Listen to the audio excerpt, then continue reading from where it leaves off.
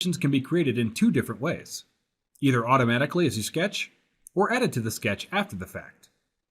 First, I want to ensure sketch relations is toggled from the View menu so we can see them as they're created.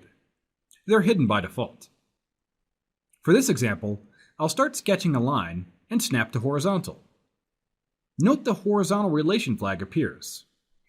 When I click to complete the line, you can see that a horizontal sketch relation was automatically assigned to it. If I exit the line command and drag one of the line's endpoints, the line moves but stays horizontal. And when I delete the horizontal relation, dragging the endpoint now changes the line angle. This ability to force specific associations between sketch geometry is the basis for all sketch relations. Let's review a few more of the automatically created relations. Sketching a line vertically automatically applies a relation. And if I sketch a quick angled line, and then continue the line chain in a perpendicular direction, a perpendicular relation is created. If I want to automatically create a line parallel to an existing line, I have to first select the reference line and then activate the line tool. Once I begin the new line, inferencing appears, allowing me to snap parallel and create the relation. Next, I'll sketch a quick circle and then start a new line coincident to it. If I move my cursor away tangent to the circle, the tangent relation previews and locks, regardless of how I maneuver the line.